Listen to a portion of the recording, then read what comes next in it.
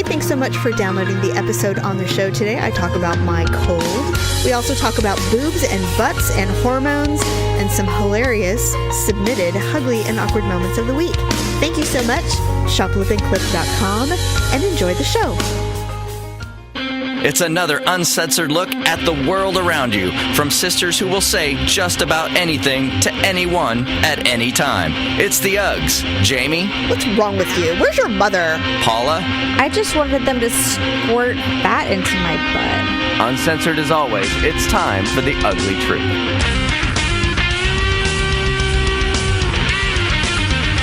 Welcome to the Ugly Truth. This is episode 351.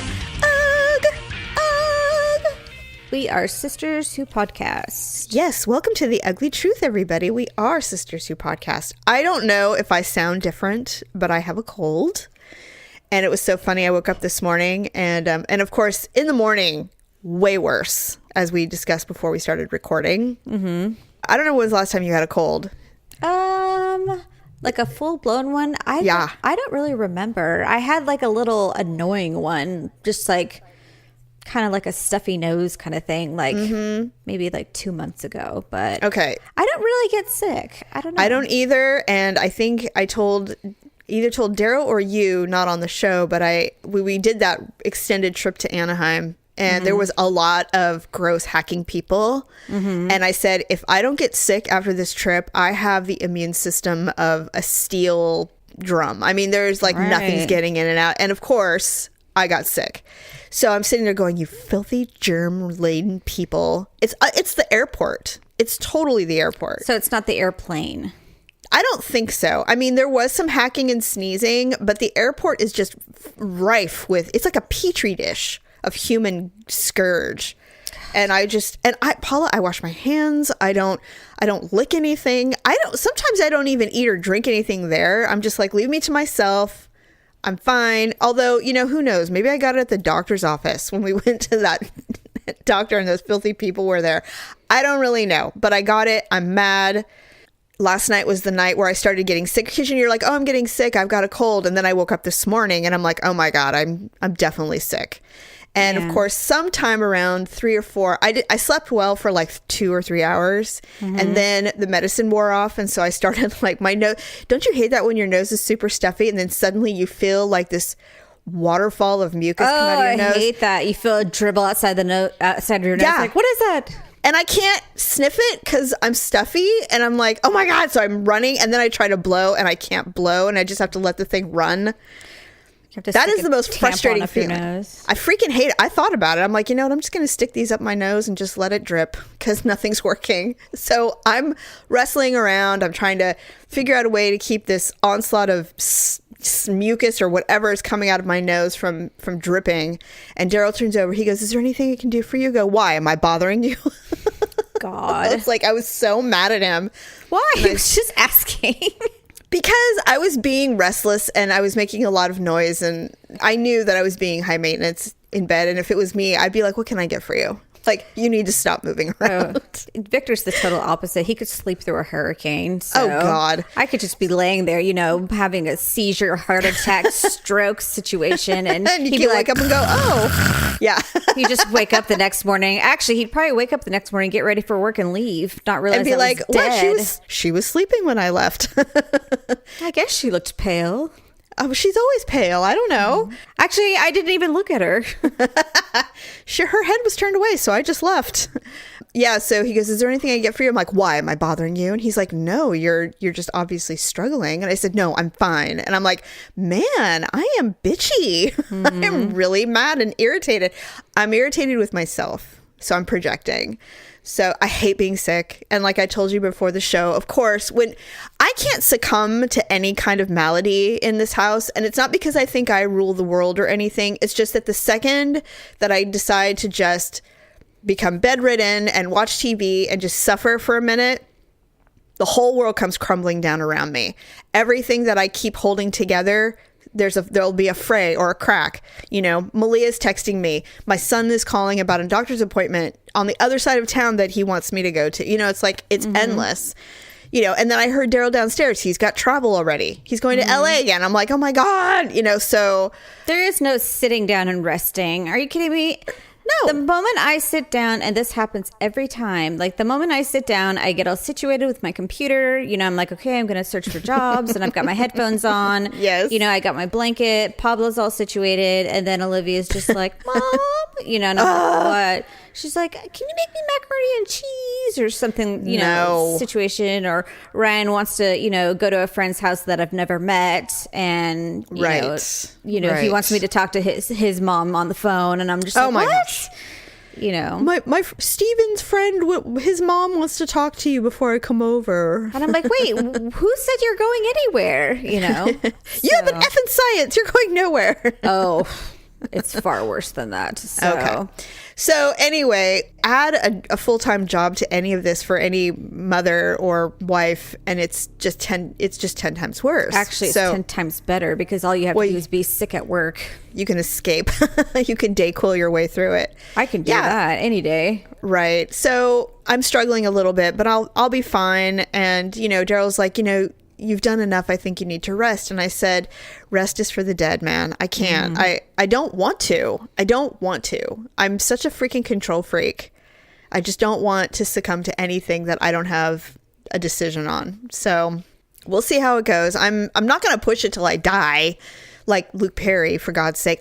Paula, I am so bummed that Luke Perry died.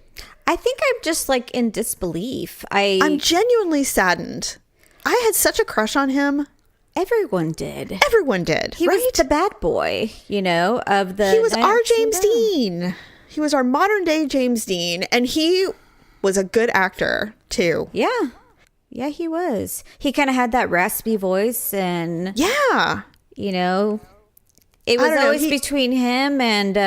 what was the other guy's name? Brandon. Jason Priestley. I didn't like Jason Priestley. I did. I didn't. He was too khaki shorts and polo shirt for me. Who'd you like? Ian Ziering? Oh, no one liked him. I know. He was like the ugly buddy. And then David Silver. He looked like he was 11. He was 11. Tori Spelling. They were like, look, give him to Tori Spelling. I know. They were stuck together for like the whole 10 years or however long that series went on. I guess we might as well get to know each other now because, you know, they're marrying us in the spinoff. So let's just deal with this. No, actually, Luke Perry went on to do other things. He was the only one that was, I think, successful in doing other things. Well, Ian Ziering has Sharknado. Well, that is true. And that was great. And Shannon Doherty, obviously. But if we're talking about the boys of 90210, well, right. I mean, they all did okay. What did Jason Priestley do? Oh, you know what? He did stuff. He was in Tombstone. Oh, right. He played, like, he was the one gay that was writer. Yes. No, well, he was in love with the gay actor. I mean, kind of. I mean, they don't really push it, but it was obvious he was infatuated with Billy Zane. Which in turn would make him gay. Well, they don't push that fact in the movie. I mean, we as the viewer know it's obvious he's gay, but I don't think the people around him, that wasn't a thing back then in the Tombstone days. I don't think. I don't know. I didn't get the impression that they knew he was gay. Okay, well, I don't know. I mean, you know, maybe I just haven't. Maybe you can be in love with a man and still be straight. I don't know. I just meant in the aspects of the time that it was supposedly occurring, that wasn't something that they were hip to in the West. I don't know. Well, I don't think it was something you talk about. That's for sure. So. No, he would have been dead way earlier in the film. Right. But anyway, yeah, when I read, well, obviously when Luke Perry had a stroke, I went, oh, and they made very clear it was a massive stroke. I have a friend who suffered a massive stroke last year. It is, I mean, a long, arduous recovery. And I fully believe that he's going to recover, not maybe 100%, but he will recover. I just think it will take a really long time. Obviously, Luke Perry, that did not happen. I read that and went, okay, he's older than me, but he's not like 20 years older than me. So, no, he's really young. 52 is young for a massive stroke. And I thought, well, this is what it feels like to be our parents and watch all of our rock star idols starting to die.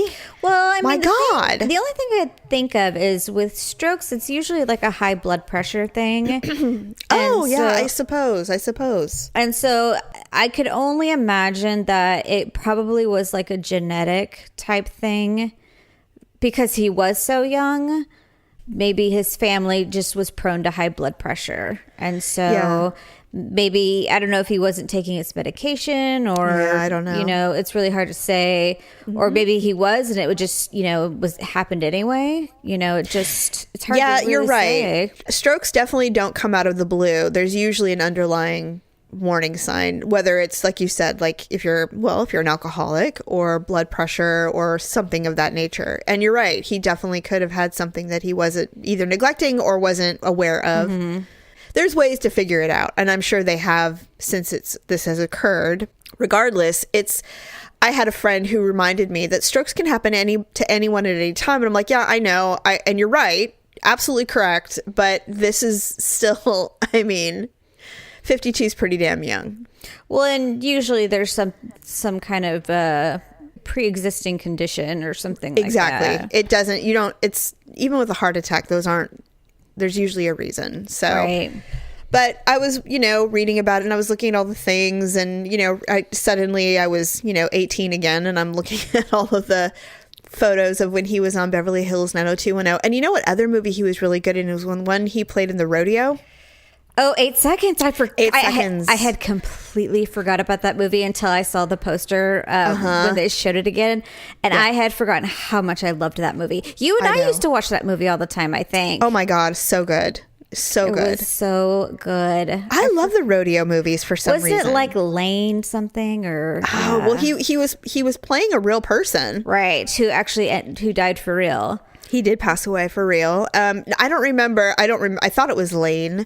But anyway, yeah, he really was such a... And, I was reading about him because I was listening to a podcast the other day and they were talking about... They're like, well, did someone find him? Was he alone? Did he crawl to the phone? And he had a fiance. He was he was viciously private about his life. Right. So I remember when he got married because I remember going, God damn it, he got married, but that was like in 93. Right. And then he had 2 kids. And then like a year ago, he got engaged to another woman who is a psychiatrist or family counselor. And so that's where I'm sure that's who he was living with. And I'm sure they were all there. But his ex-wife, his children, his brother, his dad, and his fiance were all there when he passed away. So obviously he must have been on some sort of life support or something like that. Yeah, I'd read they had put him in a coma, medically induced coma. My guess is so that they could prepare to say goodbye. And then actually what I read is the medically induced coma, they did that because they were trying to let the brain rest. Yes. So they didn't want the body overworking itself. Oh, okay. And so that's why Lane Frost. Lane Frost. That's right. That's it. Lane Frost. Anyway, so goodbye to our teenage heartthrob, the first of many. I wonder if at some point they just realized there was no brain activity or something like that. I'm sure. Yeah, I'm sure. So sad. I know, and it's just so tragic. And I just, when Shannon Doherty, she was diagnosed with, I think, stage 3 breast cancer or something. Yeah. I followed that journey from day one, man. I was like, please don't die. Please don't die. I loved her. She was my favorite because she's such a bitch. And I just loved her for it. And I thought she always got the raw end of the deal on Beverly Hills 90210. Always. I actually thought she was one of the best actresses on that show. She is the best actress on that show. I hated Jenny Garth. She was such a bitch. She was a whore. She was a whore. She slept with everybody on that show. When Dylan and Kelly and Brenda had the love triangle, I'm like, you asshole. Why did you do that? Why did you have to do that? You don't screw your best friend's boyfriend. That's just messed up. And then you don't sit down at the lunch table and go, okay, we both love you, Dylan. You're going to have to choose. That's never going to happen. That's just teenage crap. Well, I don't know. In this day and age, teenagers would not. First of all, they'd resolve all this shit on Snapchat. There'd be no showdown in the lunchroom. And yet again, it just shows how far we've not come, where the man is blameless You know? Yes! It's not like he put his dick in either one of them, you know? Yeah, of course. He's the piece of cake we're all fighting over. It's like, I don't think so. I never get into those situations. Never. If you do not have any desire to stay faithful, or if you can't decide, I'm out. I'll make it easy for you. I am not one of those people. I'm not going to fight for a guy. Never. I will fight for a guy if it's about, you know, an illness, but another woman, no. Never. Yeah, I just don't do that. I wish I could say I probably maybe am one of those people now, but in my past, I probably was not. You were the Brenda Walsh to somebody's Kelly Taylor? Yes, but I was far more nasty. I see. So. Well, anyway. Rest in peace, Luke. Yes. Oh my God. It's so sad. But yes. And hopefully, you know, take care of yourself, you guys. Go to the freaking doctor. Get the blood work. Get the mammogram. Get the prostate or whatever exams you're supposed to get at 50. Just please, you know, go for a freaking walk. Just do something. Eat some kale. And if you're prescribed medication, take it. For the love of God, take your pills. It's not prescribed as, you know, a recommendation. Yeah, this isn't a suggestion. It's because you need it. Daryl and I talked about that because, you know, men in general are fairly reluctant to go to a medical professional for anything. And I don't know if the marketing and the PSAs work for men as far as when they see those things like get your prostate checked, if they hear it or see it on NFL Sunday or whatever. But a wife can nag the shit out of them, or a girlfriend can nag them to a doctor. If you can nag them to the doctor, then they're much better off, generally speaking. It took a long time for Daryl to recognize how important it was to go to the doctor for anything. Right. For real. So, and I'm like, well, you know what? I mean, if you die, I'm young enough that people at the funeral will say, you could have a whole new life still. You know, do you want that for me? Because I don't. So he's like, you're right. So he goes to the doctor. Well, good. Yes. You're probably not even going to find anything, which is the good news. It's proactive. You're just being proactive and not reactive, which is really that's the game in medical health, you know, in health in general. It's you're trying to be as proactive as possible instead of being reactive. Because once you go and they're like, oh yeah, you got this shit, suddenly you're screwed. You know, suddenly you're quickly trying to catch up. Right. So yeah, it's really important, especially for men, because they can ignore for years. They'll ignore some weird thing for years. And they'll go, well, when did you know about this? Oh, I don't know. I noticed it a few years ago. A few years ago? That's what I noticed on that Dr. Pimple Popper show, that they walk around with these giant lumps on their forehead or something like that. And he's like, well, this is Fred. And it's just like, well, when did you notice Fred coming around? Well, he started out as a marble, but I don't know. I've had him for like 10 years. And I'm like, 10 years? How do you walk around with a hump on your back for 10 years and not one person suggested that perhaps you should go to the doctor? And he's like, well, it is embarrassing. I'm like, then go to the doctor. It's like, well, because I refuse to not wear anything but tank tops. So the whole world gets to see it. You know, well, this one guy had it directly like on his forehead. He's like, I wear a lot of beanies. I'm just like, God. Me personally, Victor has, like, because he's a combat lifesaver. Yes. He got trained as one. And so in his medical kit, he has a scalpel.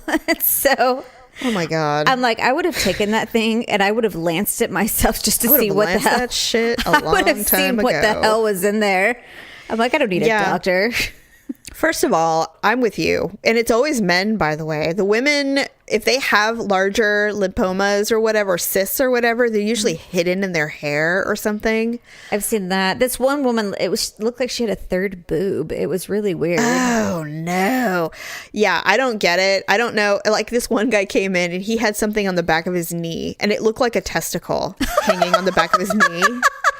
And he comes in and it was a incredibly overgrown skin tag. And Paula, when I say testicle, I mean like a handful. Like, it was a large hanging thing on the back of his knee. And he is terrified. Now, they don't show their faces or anything like that. He goes, well, I'm really, really scared. She goes, well, how did you get in here? He goes, my wife tricked me. It was like taking him to the vet. She said, hey, let's go for a ride. And they went to Southern California, wherever they live. And they went there and they showed up and she goes, you're getting that taken off today. And he's like, what? So they go in and I mean, snip, snip, 10 minutes and he's out of there. And that thing had been dangling since they got married. I remember that one. She cauterized that shit and she's like, be on your merry way. And of course he was like, thank you. And he goes skipping out of there. And he goes, thank your wife. Thank your wife. And but it's always men. They act like it's nothing. I saw a dude go in there and he was like completely obsessed with his body. Like he was super tan, super fit, and he had this giant softball cyst on his knee that he'd been ignoring, no joke, 8 years. Finally had it done. It was a giant. She goes, I've never seen a cyst this big. It was the biggest pimple I'd ever seen in my life. So much white shit came out of that.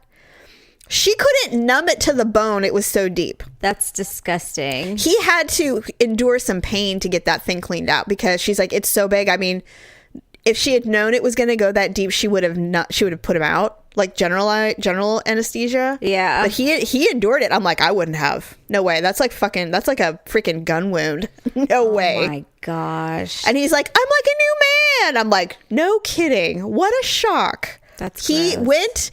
went because his boyfriend broke up with him because he's like, I can't deal with that thing anymore. Because of the knee? Because it represents more than the knee. You know, when someone neglects something that long, that's indicative of other things that are going on in your life that are wrong. You know what I mean? Well, plus men are, especially if they're into their bodies, they're so superficial. So, well, yeah, aren't we all though? At some point. Although this week we're going to talk about 600-pound life, and that's probably a different thing. I would never break up with someone because of something that had grown on their body while we were together. If we were dating and it was already there, then I probably would have a problem with it. Yeah, but I mean, you realize after 8 years how many rounds they went on that knee? Can you even fathom the arguments? It's like, oh, I bought some grapefruit. Speaking of grapefruits, what are you gonna do about that knee? Leave my knee alone. It's like, look, we can have this discussion, but what if it's cancer? I don't care. I'll lose the leg. I'm not going in. Trying on clothes. Well, these jeans just don't work. Oh, because of your knee, right? Oh my God. And that was the thing. And he wore like skin tight jeans and stuff. Gross. He had to literally like gingerly pull his jeans up because it hurt. I'm like, you know what? You deserve it. You deserve that pain, you dummy. What's wrong with you? Where's your mother? God, it drives me insane. And I wish I could say it was, it was only an exception to the rule that men did this, but all men do it. Oh, I tell Victor at least once a week to go to the doctor. Mostly because I get tired of hearing about his ailments. When Daryl is sick, you know how much sympathy we have when men are ill. Victor's latest thing is he thinks he has some sort of cancer or something like that. So then go get a blood test. He did, and it was negative. It was just this blood test came back fine. His urine test came back fine, and he says, "I just need the cancer screening." I'm like, Victor, they're not going to screen you for any kind of cancer if all your blood tests are normal. If your white blood cells are in check, you don't have cancer. And unless like, you see some kind of melanoma on your skin. And he's like, but my lymph nodes are so swollen. And I'm like, well, what did they say about that? He's like, well, they couldn't find any swollen lymph nodes when I was there. So, I feel like you're talking to your son. And I'm like, Victor, I think you're just working yourself up. Speaking of cancer. Uh-oh. It's kind of being buried right now because there's always something going on in the world that, real interesting information is being buried because of some ridiculous outburst somewhere. But they are finding that certain implants are causing cancer. Like what kind? Like breast implants? Breast, yes. And now they have their first very substantiated case of a butt implant causing lymphoma. Really? Yes. And so I'm like, well, it was only a matter of time. I mean, this whole generation of women getting, trying to look like a Kardashian or, trying to be Instagram perfect, getting all these implants and injections. It's not surprising that now they're showing this rare cancer that's showing up in people who get a certain type of implant.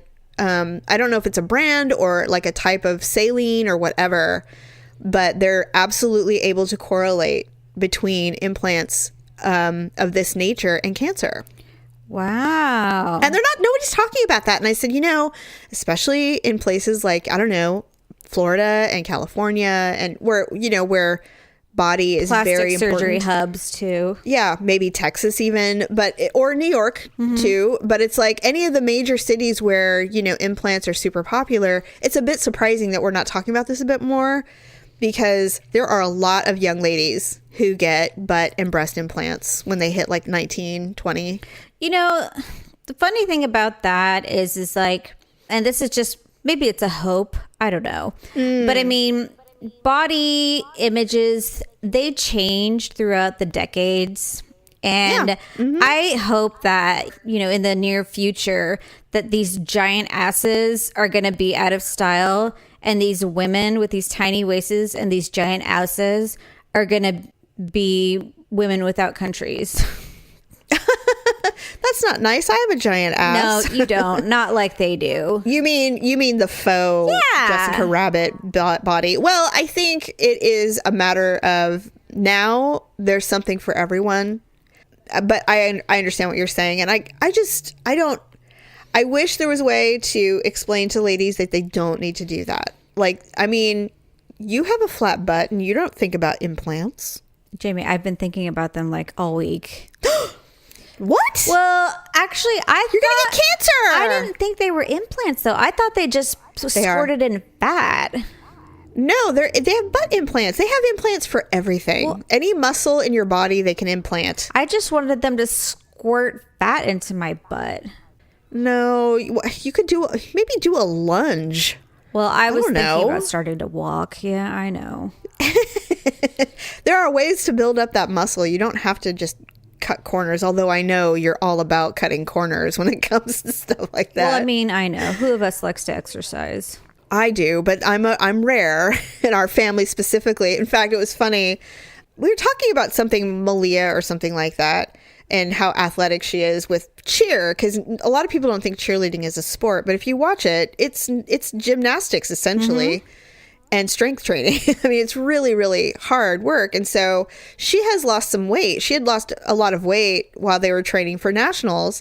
I said, it's crazy. I didn't think she could lose weight because she's so thin, but she has. I don't know how it came up. Oh, shit. What was it? Oh, I said, it's weird how all of our kids are really athletic. All of them. He said, yeah. He goes, well, weren't you athletic? I said, no. No. He goes, well, were any of your siblings in any kind of sports? And I laughed and I said, well, let's see. Paula was the performer. Stephanie was the rebel. And Allison, barely was hanging on. I said, I was a cheerleader and drill team in high school. And I can tell you that I was the most athletic sibling in the family. Well, I think if we had been allowed to be in sports, Stephanie and You were runners. We were really fast runners. I was really good at like the long jump. And so I think like doing track and field stuff, I probably would have been good at. Right. And then, but you didn't do it. Well, I wasn't allowed to. No, I know. But my point is that based on our history, I was the only one that had an activity outside of just, going to school and maybe some clubs or whatever. Stephanie did do drill team in middle school. She did. I said, that Family Guy episode where Stewie gets a trophy for the world's greatest athlete for kicking a ball 3 inches? I go, that's pretty much the ability that I had as far as athleticism goes. It wasn't a lot. But now it's, gosh, and our kids are so athletic. Or were in high school. It's so much better. But yeah, so I don't mind the exercise. Actually, I really like it. It feels good to me. I like the dopamines and stuff. So yeah, maybe go out there and do a little skip around the block. All right, so I have some Ugly and awkward moments. We got some submissions this week, so let's do our Ugly and awkward moments of the week.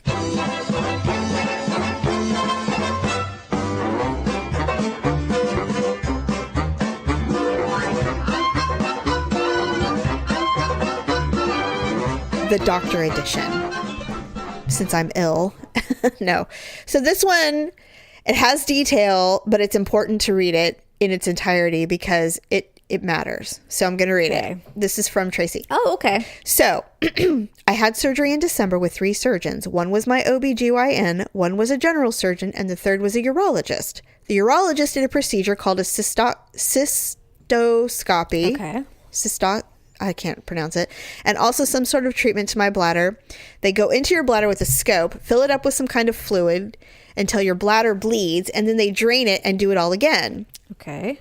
Anyway, I'm in menopause, so things are drier for me than someone who isn't Dale bred. You're not Dale bred. I'm the only one that thinks I'm Dale bred. No one else is. I don't care if you're in menopause. I'm the Dale bred, not you. So drier for me. My vagina was so sore after that surgery that I was literally bleeding, bruised, and burning so bad that I had to keep an ice pack on my lady bits for 3 solid days. Wow. Fast forward. I know, right? Fast forward to my surgery last week. I had 3 surgeons again, 2 OBs, and the same urologist who was planning to do a bunch of intricate stuff with my bladder and ureters. Anyway, I wanted to avoid the vaginal pain as much as possible, so when my OB walked in and I explained to him what went down and asked him to please nicely mention to the urologist and ask him to be more gentle this time, then I said very loudly, it's like the urologist is a 16-year-old with a boner and he doesn't know how to handle, and so he just hammered away at my vagina all day, not knowing what he was doing. I can't even deal. And then the urologist, who was standing behind the curtain, walked up to my bed, stone-faced and so embarrassed, and said, I'm sorry you were so sore. I will try to be more gentle today. And then without missing a beat, he explained what today's procedure would entail. I felt like the biggest asshole on the planet, and I wanted to die. I'm pretty sure he did too. I felt so bad and embarrassed for us both. Suffice to say, he did not come and talk to me after the procedure. Oh, no. Can you imagine talking crap about a doctor and then they come behind? It's just like a TV show. Curtain. I'm sorry that you had so much discomfort last week. I will try better to be gentle. I did talk crap about a doctor one time. Did they hear it? No, I was apparently talking to the nurse and I was so pissed off, and I thought the doctor had the worst bedside manner, and I was totally freaking out because I was pregnant with Olivia. And that's when I got admitted for that horrible throwing up thing. And I was completely dehydrated. Yes. I could not stop throwing up. And my doctor it was a weekend, so my doctor was not on call. It was this other doctor in the group. And he came in, gave me a once over, and he's like, yeah, this happens all the time. We'll have you out by the end of the day, and blah, blah, blah, blah, blah. And I'm just like, what? I'm like, and so when the nurse came back in, I'm just like, I think I just went off about how rude he was, and I was freaked out that I was going to be out by the end of the day. I said, I've been dealing with this stuff for, 15 weeks now, and I can't stop throwing up. And, I wasn't just here for, a fill up of IV fluids, and, why did they even admit me? And, blah, blah, blah. Yeah. So I totally went off. And then like 10 minutes later, she came back with the doctor and he says, I apologize if I came off a little brash. And oh my God. So he totally apologized. Oh my God. This is the thing that sucks about being pregnant and having a problem is that they always think, oh, it's the hormones. Like they never ever think for a minute that you might be sincerely struggling. Right. You know what I mean? Or like that maybe they were absolutely really was legit. Yeah, like they were really a jerk. Right. Like their bedside manner was really bad. They're like, oh, she's just hormonal. It's like that thing, that makes me so frustrated. It's just like when a guy patronizes you thinking, oh, she's probably just PMSing. Oh, she's just a hysterical woman. Like that shit makes me so mad. I'm like, no, don't delegitimize my anger right now because now it's just going to double up. Just pat me on the head while you're at it. I don't like that at all. I don't like that at all. But at least he came in and apologized. That's nice. Yeah, I told my doctor at the time when he came back, I said, if he's the one that's on call when I have this baby, I said, I will refuse. Having a home birth. I just will absolutely refuse. I'm having a home birth. That is the one thing I remember. I was pregnant with Malia, my last one, and my doctor went on vacation. He went to Australia to run in a marathon. I know. Well, Dr. Marshall. Yeah, I forgot about that. He was a ridiculous marathon runner, so healthy. Had to think about people being skinny. He was obsessed with weight, no doubt. He's like, Jamie, you've gained 5 pounds this month. I'm like, well, I'm pregnant. He's like, yes, but that's a lot. And I'm like, what do you want me to do? He's like, stop eating so much. I'm like, you're mean. He's like, well, just don't do it. You can't gain any more weight. I'm like, oh my God. Fine. Oh my God. He was so, but wasn't he the one that told you that weight adds problems? Yeah, I went in there for my first pap smear, and he was, you know, doing it, and then he popped his head up and he's just like, you know, it's just so much easier when people are thin. And he says obesity just creates so much more problems. And, you know, and I weighed like 105 pounds at the time. And so yes, he says obesity just creates so many problems. And he says it just makes everything more difficult. No judgment. Okay, so here's the second one. This one reminded me of me because I've done this before.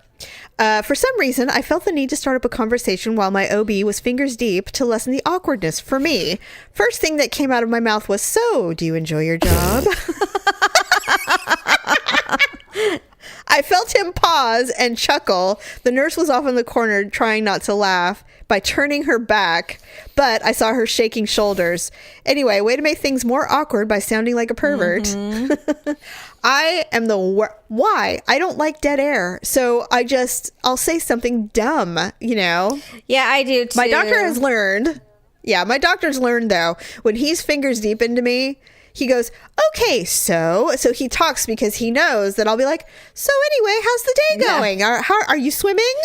I mean, it's like dumb. I've done that before. So dumb. Well, I'll be sitting there and then they're doing their thing and I hear like the little spray or whatever, you know, that goes on your cervix. I'm like, "So I'm going to Reno this weekend," and you know, exactly. I was like, "Do you like to gamble?" I played blackjack mostly, but you know, and I just start making random conversations. I don't know. It's like, I don't know what that is. Why some people do that. I don't know why we do it, honestly. Well, I'm sure it's a nervous thing where you're like either an over talker or you just don't talk at all. So yeah, it's like, "So I'm going to Ooh, that was cold. You must be using the kitchen brush right now because I can kind of feel that. Oh my God, Paula. I hate those so much. Actually, you know, my last pap smear I got, I spotted afterwards, and I never spot afterwards. Well, he was a bit brisk. Some people are better at it than others. I've had pap smears where I didn't feel a thing, you know? Me too. This last one was rough, and I don't know why. I don't know what the deal was there, but he, in fact, I actually was able to call him on it because he did it.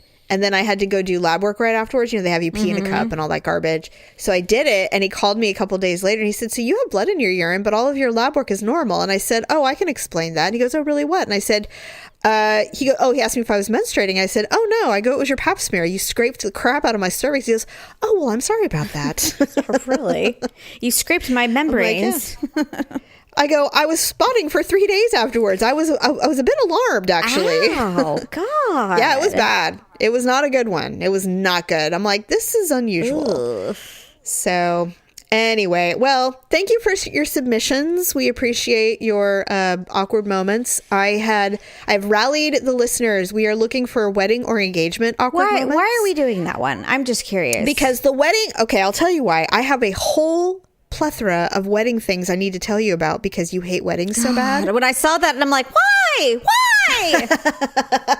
Because I have so many things I need to tell you about this upcoming wedding season because I want you to hate it so much. Are you going to weddings this season or? No, I'm old as hell and my kids aren't married. They're not doing the married thing. We had the one and that was 3 years ago. And so, and I would never diss a family member's wedding ever. And so, no, these are trends. And let me tell you something. This new generation of ladies in their 20s, they are making bridezillas look like angels. Pinterest and social media has made them bitches on wheels. You know, and so I watched this video the other day and they had the bride sitting in a chair, of course, in the middle of the dance floor. And her husband and the groomsmen like put on this dance performance for her or something like that. Ew. It wasn't, you know, like no, I understand. Mic or anything. It was like something. That. It was something that they did, and I'm just like, since when did weddings become a talent show? I just. Oh my God, Paula, I saw a video of a bride who sang a song as she's walking down the aisle with her father. I've seen that one. I mean, talk about this is the me show. This is all about me today. So I will be taking my special microphone and I will be singing a song that I wrote myself to my groom as I walk down the aisle with my father, and you will all watch me. And there will be 2 cameras and still photos of this moment. Yeah. And then, that's a lot. For a while, it was popular for bride and grooms to have like a coordinated dance, that they. Oh, yeah. They did that. And then I think the things I can't stand the most is when the grooms start crying and like they can't stop when she's walking down the aisle. Yeah, because you wonder, like, why are you weeping? Like they're just like, like, why are you like really blubbering crying? Idiots? And I'm just like, I'd be walking down the aisle and I'd be so fucking pissed. I'd be like, what is wrong with you? You have to know that they're like a giant softie when you're marrying them. But I mean, that would be pretty damn eye-opening if you didn't know that. It would be a red flag because if I saw the weeping at some point, I'd be like, why are you really crying? Like, are you having doubts about this? Are you drunk? Like, is the emotion? Yeah, truly. Probably just drunk. Because the overwhelming emotion is one thing, but I mean, this is an exciting, wonderful occasion, and a few tears is fine, but it's like, are you crying because this is the best I've ever looked? I don't know. Then you start to question. I don't know. So anyway, all right. Well, I think that's it. Okay. Well, then that's a wrap for us today. So please send in your ugly and awkward moments for weddings/engagements. So Paula can hate it. So I can love to hate it, because you know how much I love that stuff. Yes, it's your favorite. Send us your worst. Please. Check out Amazon. So go to uglytruth.com, click on our Amazon button, and do your shopping there. We appreciate it. Click over to those pastels, ladies, for your makeup. I keep telling you. So go to lipandclip.com, get yourself some makeup, some skincare. It's, I know, despite the snow and the rain, it's deceiving, but you will need it. So make sure you shop lipandclip.com. Look forward to our little carnival show that we will have this week. Other than that, we will talk to you next time. Bye. Thanks for listening and sharing the show. See you next time on The Ugly Truth.